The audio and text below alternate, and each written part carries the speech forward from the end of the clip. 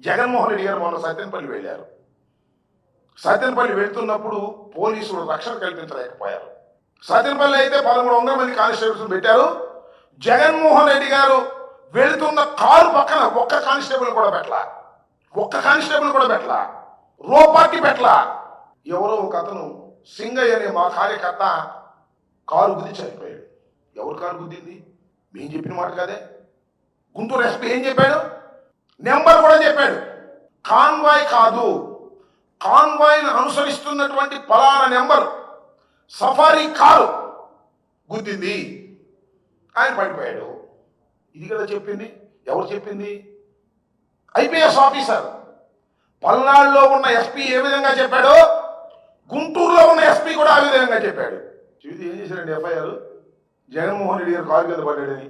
జగన్మోహన్ రెడ్డి గారిని దానిలో ప్రయాణం చేసే వ్యక్తుల్ని కూడా కేసులో పెట్టారే. ఇంతకన్నా ఏం కావాలి? పచ్చి ఉదాహరణ పోలీసు వ్యవస్థ ఏ విధంగా పనిచేస్తుందో ఈ 2 సంఘటనలు చాలదా అని అడుగుతా ఉన్నా. అంతేకాదు, చంద్రబాబు నాయుడు గారు అంటారు టైర్ కింద పడితే కుక్క పిల్లలు లాగేశారు అంటున్నారు. ఏమంది నాకు తెలియక అడుగుతాను. చంద్రబాబు నాయుడు గారు అంబులెన్స్లో ఎక్కేటప్పుడు సింగయ్య బ్రతికున్నాడా లేదా? ఇది ప్రపంచం చూసినటువంటి అంశం. సరే, దానికి కథ ఉందనుకోండి. ఏమని? అంబులెన్స్ వచ్చేదాకా ఆటోలో తీసుకెళ్ళకోకుండా ఉండేందుకు 40 నిమిషాలు ఆపారు పోలీసులు. ఈ తర్వాత మాకు తెలిసినటువంటి సంఘటన.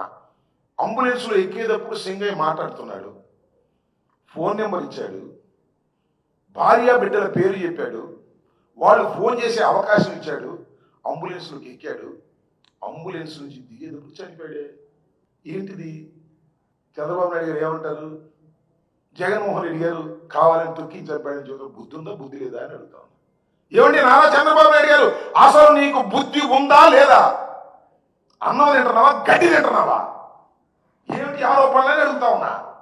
ఇంత దుర్మార్గంగా పోలీసు వ్యవస్థ నీ చేతిలో పెట్టుకొని సిగ్గు ఎక్కువ లేకోకుండా జగన్మోహన్ రెడ్డి గారి మీద ఆరోపణలు చేసి ఒక అజ్ఞాతమైనటువంటి పోలీసు అధికారుల టీం పెట్టుకొని వాళ్ళ రహస్యంగా నువ్వు కేసులు పెట్టి బెదిరించాలని ప్రయత్నం చేస్తావా?